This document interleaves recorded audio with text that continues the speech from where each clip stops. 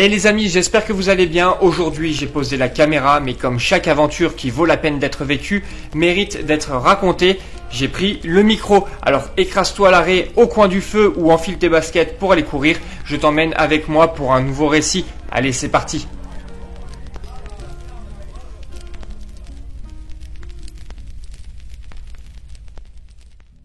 Le Festival des Templiers, c'est un événement qui est mythique maintenant.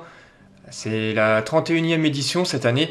Elle a donc été créée en 1995 et est devenue l'une des courses les plus emblématiques de l'Hexagone. Elle est considérée un peu comme la première du trail moderne en France. Alors il y a bien une bonne dizaine de formats de courses différents, ce qui permet d'y aller facilement avec sa famille, des amis. Chacun peut y trouver la distance qui lui convient le mieux pour passer un week-end sportif au cœur d'Écosse. Nous sommes le 19 octobre 2025 et il est 5 heures. Les températures sont douces pour une nuit d'automne. Le départ du Grand Trail des Templiers se fait en 3 vagues pour fluidifier le peloton, car nous sommes quasiment 3000 coureurs.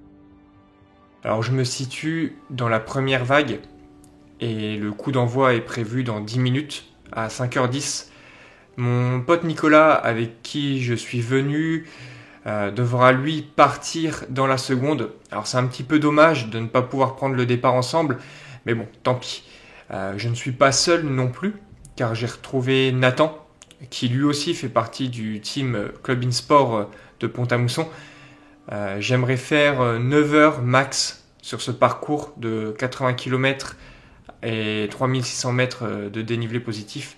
Alors je me suis fait un plan de course en 8h55, légère marge de sécurité, avec mes différents temps de passage aux points clés du parcours.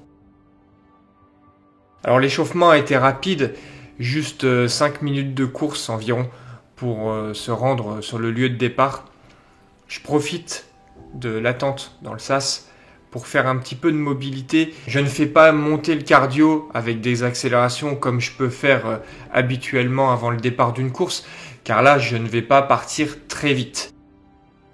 Gilles Bertrand, le créateur de l'événement, fait son discours d'avant-course dans un silence de cathédrale, le calme avant la tempête. On allume nos frontales et Ameno Dera retentit. C'est la musique emblématique utilisée chaque année pour le départ.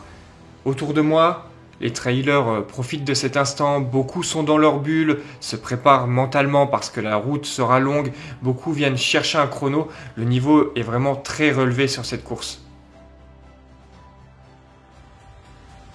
5h12, le coup d'envoi est donné. Les fumigènes s'embrasent et une lueur rouge vient colorer l'ambiance du départ. Beaucoup de spectateurs sont là pour encourager. Ils crient, applaudissent. Dans le peloton, ça se bouscule. Je joue un peu de l'épaule à épaule durant les premiers mètres avant de pouvoir me mettre à courir. Avec Nathan, on essaye de rester proche l'un de l'autre pour ne pas se perdre de vue dans la foule. On était situé en fin de vague, alors on décide de se caler sur un 12,5, 13,5 km/h pour doubler un maximum de monde, pour être sûr de ne pas se retrouver dans un bouchon lors des premières ascensions. Alors on s'amuse bien, les premières sensations sont bonnes, les jambes répondent bien, le corps est éveillé malgré les courtes nuits des jours précédents.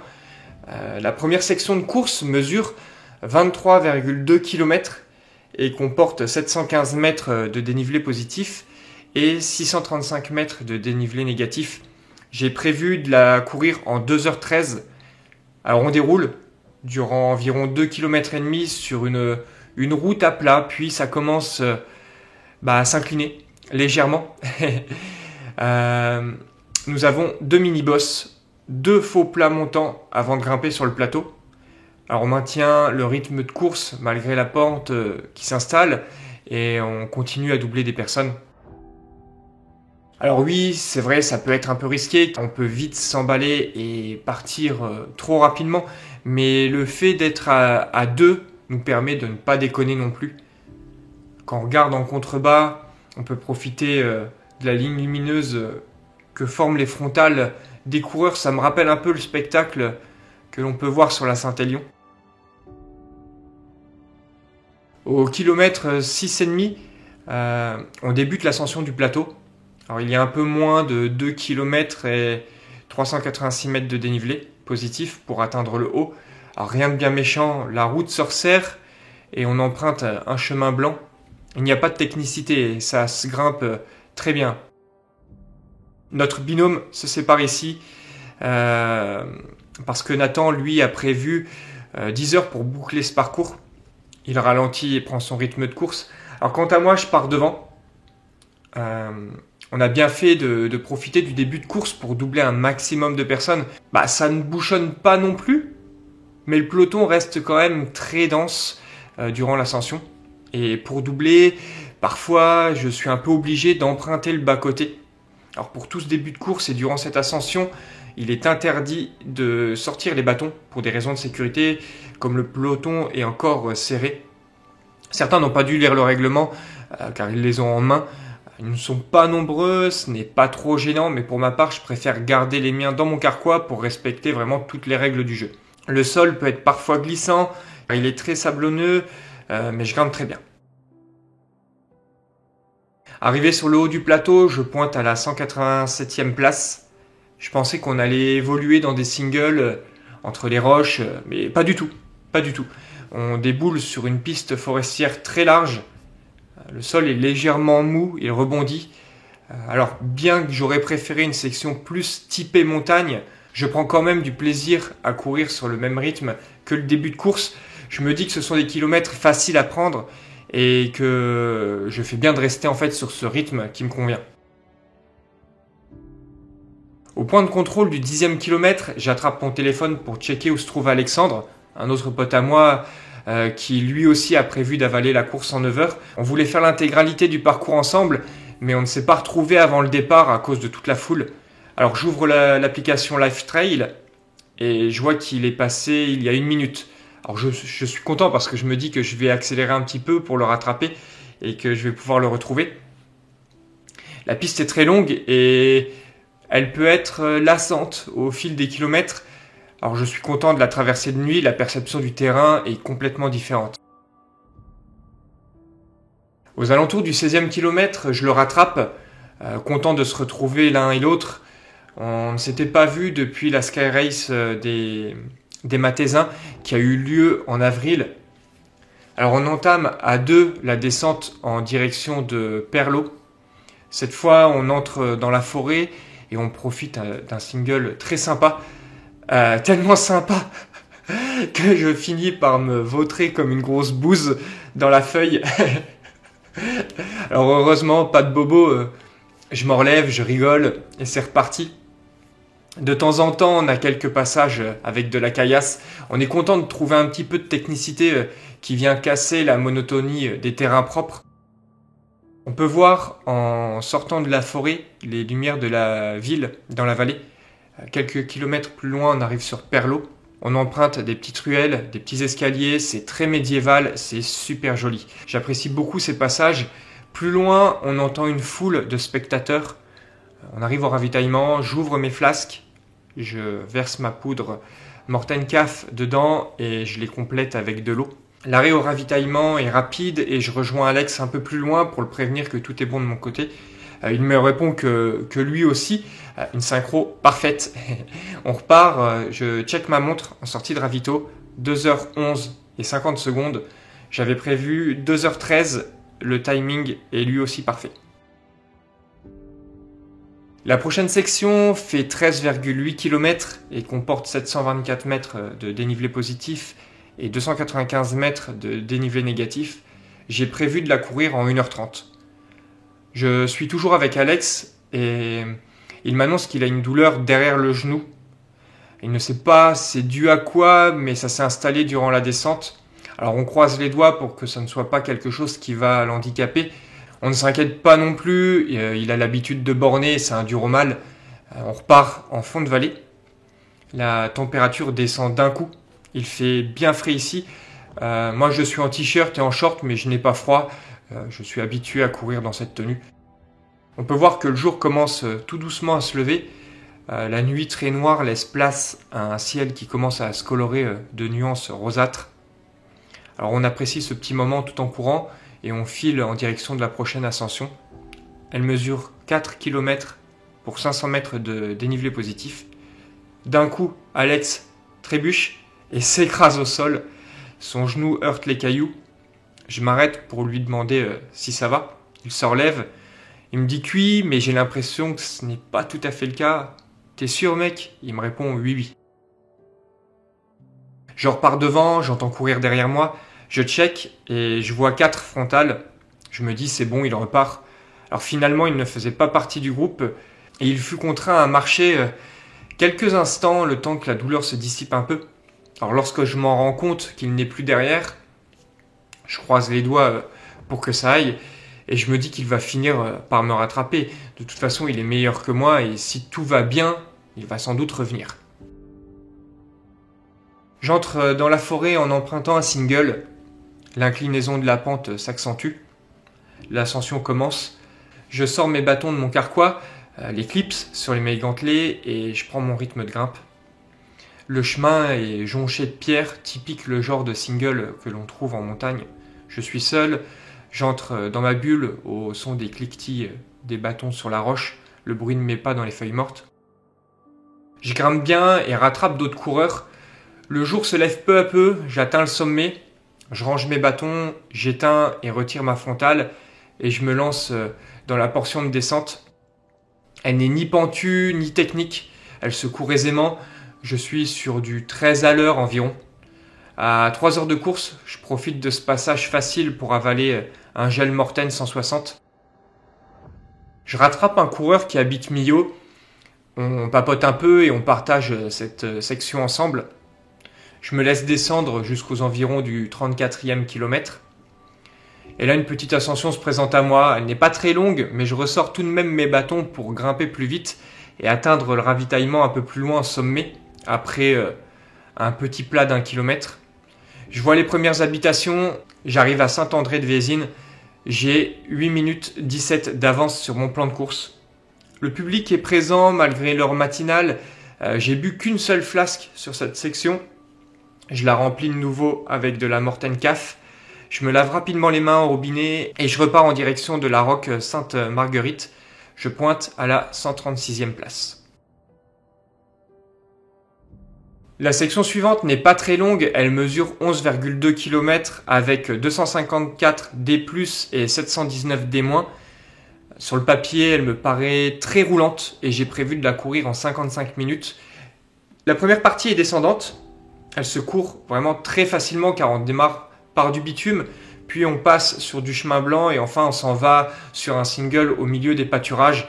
Je cours sur une moyenne de 13 à l'heure, m'autorisant quelques petites pointes à 14, 14,5 par moment.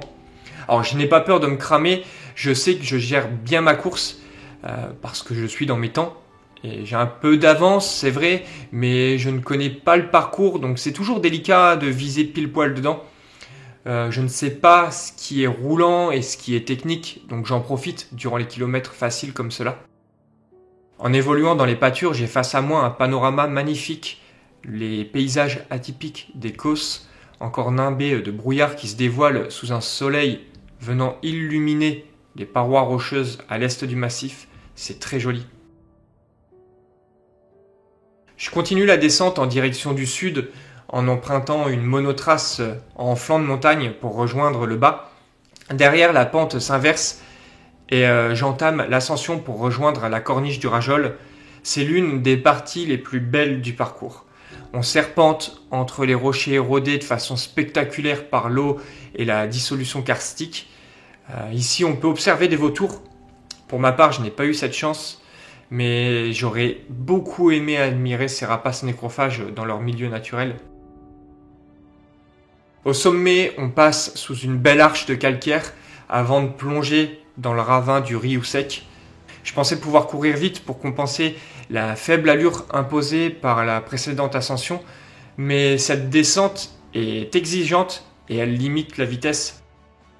Au fond, j'évolue sur un petit single forestier et j'atteins la roque Sainte-Marguerite en 4h42.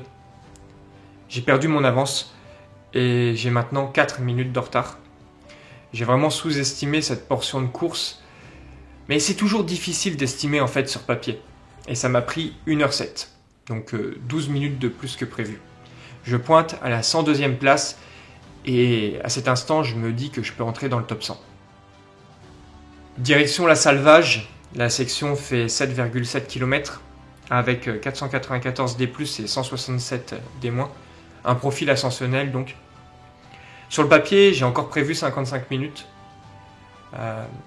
Alors après une toute petite portion de route, je sors mes bâtons et j'entame la côte. La fatigue se fait ressentir, j'approche le 50e kilomètre. J'éprouve des difficultés mais j'essaye de maintenir mon rythme. J'ai mon premier coup de mou de la course. Je m'accroche, pousse sur mes bâtons. Là ça grimpe bien mais le ratio il n'est pas énorme non plus. Ça va passer, il faut que je maintienne un rythme correct et ça va revenir. Je sais que derrière je vais pouvoir renvoyer, je connais ces sensations. Un passage rapide à Pierrefiche du Larzac et on se dirige vers le mont Redon. J'arrive en haut, bien entamé, et je me laisse descendre jusqu'au ravitaillement de la Salvage. 55 minutes et 48 secondes pour cette section. Malgré mon coup de mou, j'ai réussi à ne pas reprendre trop de retard, mais je calcule toujours mes temps de passage en sortie de ravitaillement. Alors je sais que je dois pas trop traîner, je remplis mes 2 flasques avec de l'eau simple, sans poudre, et je repars sous les encouragements des spectateurs. Je sors mon téléphone pour checker mon passage, je vois un message d'encouragement de mon oncle Jérôme qui me rebooste, mais comme il faut. Et je vois aussi que j'ai pointé à la 89e position. Ça y est, je suis rentré dans le top 100. Depuis le début de la course, je remonte les coureurs. Et là, j'ai un regain d'énergie, mais incroyable. J'ai la rage. Il me reste environ 25 bornes et 1600 mètres de dénivelé positif à avaler. La portion que je m'apprête à courir fait 8,5 km, 401 D+, 386 D-. Sur le papier ici, c'est une descente tranquille, une bosse et une montée tranquille. Ça me paraît assez simple, j'ai prévu 1 heure. Alors j'entame la descente sur un bon rythme, je fais son intégralité sur une moyenne d'environ 12,8 km/h. J'en profite pour avaler une barre Morten. Au cours de cette descente, je rattrape une féminine du top 10. Je ne saurais plus dire sa position, mais elle était vraiment dans le mal, la pauvre. Elle était en train de gerber. Alors je m'arrête pour lui demander si elle a besoin de quelque chose. Rien, je repars. En bas, je sors mes bâtons pour la bosse. Le coup de boost et la descente m'ont fait vraiment du bien. Je prends un bon rythme de grimpe et je rattrape quelques coureurs dans cette ascension. Je suis en forêt, mais je peux apprécier quelques vues à travers les arbres. En haut, je garde mes bâtons à la main sans les utiliser pour redescendre la petite bosse. Tout se passe bien, j'avale un gel NAC et je peux entamer la pente en direction de Madebru. Alors l'inclinaison de celle-ci n'est pas bien méchante, mais je me sers quand même de mes bâtons pour garder un rythme de course. J'arrive à son sommet en ayant couru son intégralité. À Madebru, je pointe 76e. C'est un point d'eau, je ne m'arrête pas, j'en ai pas besoin. J'ai 9 minutes 23 de retard sur mon temps de passage prévu. Je dois descendre maintenant jusqu'à Masbio. Alors c'est 5,4 km, 35 D+, et 413 D-. Là je me dis, bon là tu te sors les doigts et tu vas rattraper ton retard, bouge-toi mec. Alors j'avale un gel Morten 160 et je me lance dans la pente. Alors j'arrive en bas avec 1 minute 30 d'avance. Juste le temps de remplir une flasque avec un sachet de poudre NAC Ultra Boost. Je suis 75e dans mes temps, je vais pouvoir repartir. J'ai déjà avalé 70 bornes avec 2650 mètres de dénivelé positif en 7h13. J'ai tapé dedans durant la descente pour rattraper mon retard, faut que je m'accroche plus que 10 km.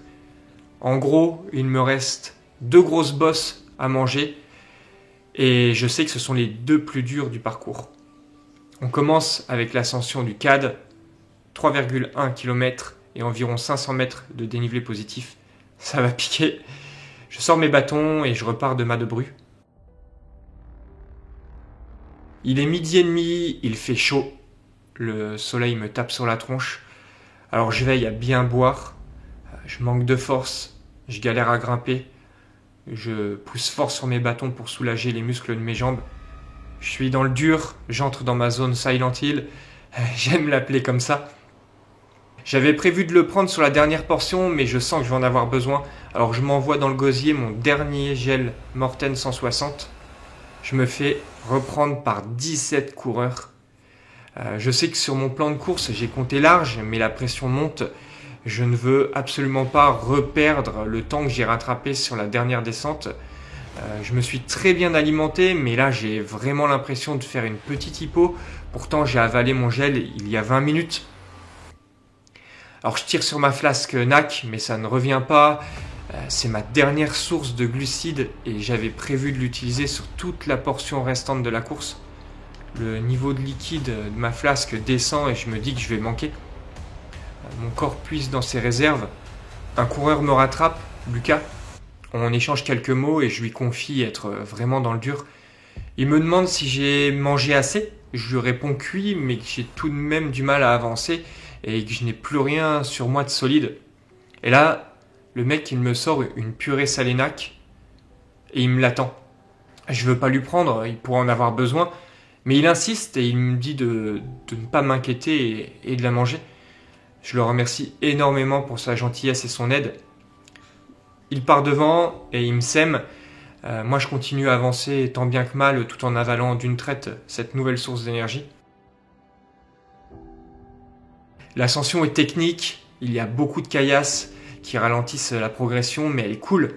Même dans le dur, j'arrive à apprécier ces passages. J'aime énormément les passages techniques, alors forcément, je suis ravi de gravir cette côte-là. Un peu avant d'arriver au ravitaillement, je déboule sur un chemin forestier. J'arrive à relancer sur un rythme de course lent, mais rythme de course tout de même, et j'arrive à rattraper et doubler 2 coureurs. Je rejoins rapidement la ferme qui fait office de point de ravitaillement. C'est le dernier de cette course. Je pointe à la 90e place. J'ai donc perdu 15 places dans cette ascension. Je suis à 7h54 minutes et 44 secondes de course. Sur mon plan, j'avais prévu de repartir du ravitaillement à 7h59. J'ai tout de même grimpé plus vite que prévu, mais à la vue de mon état durant l'ascension, j'ai la pression pour tenir le rythme sur la dernière section de la course, parce qu'elle comporte une dernière grande côte d'environ 310 mètres de dénivelé positif, et on m'a prévenu qu'elle était difficile.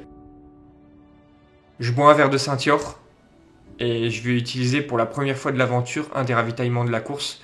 Je mange juste un morceau de banane et un petit sablé fourré au chocolat, histoire d'être sûr de ne pas avoir un autre coup de mou. J'en glisse aussi un dans la poche de mon sac, juste au cas où, mais finalement je le mangerai qu'une fois la course finie. À l'entrée de la ferme, j'avais exactement 1h, 5 minutes et 15 secondes pour faire mon sub 9h. Donc 1h et 15 secondes pour respecter mon plan de course de 8h55. Il me reste 7,3 km avec environ 350 D+, et 800 D-. C'est faisable, mais je suis éclaté. Il va falloir que je rentre dans ma transe de fin de course. Je repars de la ferme du CAD, bien décidé à réaliser mon objectif, mais en totale pression. Mes bâtons sont dans mon carquois, j'entame la descente sur une piste forestière, sur laquelle j'arrive à courir sur du 13,5, 14 à l'heure quand même, puis la pente s'incline davantage et devient technique. Je descends rapidement, je ne veux pas perdre de temps sur les sections de descente, parce que c'est là où je suis le meilleur. En bas, je rattrape une monotrace qui longe le flanc de la Puncho et qui nous offre un panorama incroyable sur la vallée. Face à moi, la dernière ascension, c'est raide, les bâtons sont sortis et je commence à la gravir. C'est dur, mais je suis motivé par cette fin de course. Je pousse fort sur l'aiguille d'Eti et gagne progressivement de l'altitude. plus je me rapproche du sommet et plus il y a de gros rochers à escalader. Ici, je rattrape Maeva du Team ASICS, elle est 7ème féminine. On est dans le dur tous les deux, mais on s'encourage pour ne pas flancher. On est sur le même rythme de grimpe et à ce niveau-là de la course, c'est un réel plus d'être à deux dans la difficulté. J'aime énormément cette section, bien qu'elle soit très difficile avec la fatigue. En fait, les difficultés apparaissent crescendo sur cette course. Je vois l'antenne au sommet, ce qui me permet de visualiser ce qu'il me reste à gravir. Elle se rapproche peu à peu, j'ai le souffle court, je pousse sur les jambes, sur les bâtons, le cardio est rapide. Dans ma tête, je compare ce qu'il me reste à grimper avec mes côtes d'entraînement en Meuse pour me motiver. Allez, plus qu'un single du camp des Romains. Ah, ça brûle, mais je m'accroche. Plus qu'un escalier des Capucins. Allez gros, avance, fais pas ton branleur. L'antenne se rapproche, j'arrive en haut. On déboule sur un plat, mais plus loin, on voit un escalier surprise. Alors il n'est pas long du tout. Ça serait une formalité, mais il nous arrache quand même une petite plainte. En haut, je m'autorise la marche sur quelques mètres supplémentaires et je dis à Maeva, vas-y fonce, je te rattrape, je range mes bâtons. Alors j'ai des clips, je les plie, je les range dans mon carquois, tout en me conditionnant pour la descente finale. Je relance fort, je rattrape Maeva, je lui passe devant et je lui lance « Allez, suis-moi, dernière descente, on envoie ». On m'en a parlé, je sais qu'elle est bien technique et exigeante. Alors là, j'enlève ma casquette d'ultra runner pour enfiler celle du skyrunner. Hors de question de louper mon objectif si près du but, alors il va falloir descendre vite, vraiment très vite. En tout cas, c'est ce qui s'est passé parce que si je regarde les chronos uniquement sur cette descente finale, je suis descendu aussi vite que ceux qui sont entre la 10e et 15e place. Je vois que le premier est descendu à peine 1 minute 45 plus rapidement que moi. Et bon, il n'était pas trop en forme, c'est vrai, mais quand je regarde Sébastien Speller, je descends 3 minutes 38 plus rapidement que lui. Et ça, c'est une petite fierté personnelle quand même. Alors revenons à cette fameuse descente. Comme dirait Tallahassee, maintenant, on se la pète ou on se dégonfle.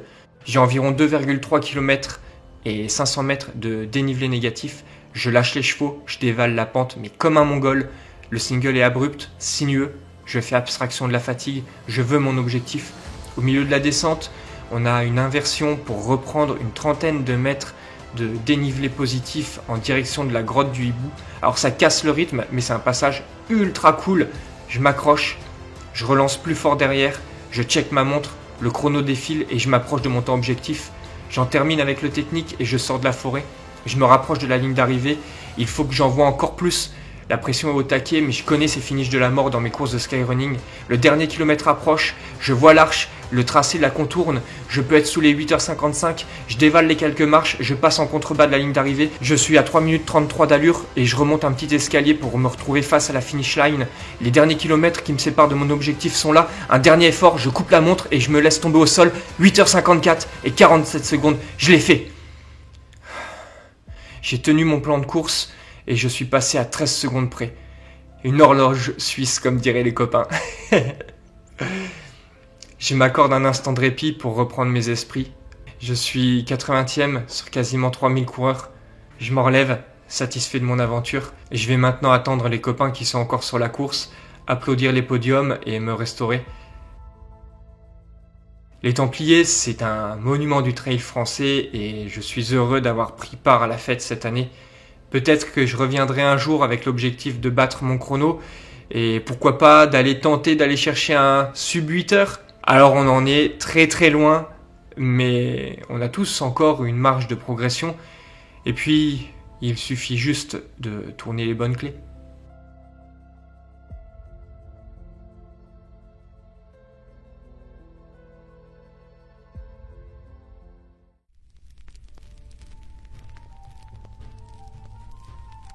Merci de m'avoir écouté, j'espère que ce récit vous a transporté et surtout qu'il vous a donné envie à vous aussi de pousser la porte et d'écrire vos propres aventures. Pour finir cet épisode, je pense qu'il n'y a pas meilleure citation que celle de Gandalf le Gris. Le monde n'est pas dans vos livres ni dans vos cartes, il est là, dehors.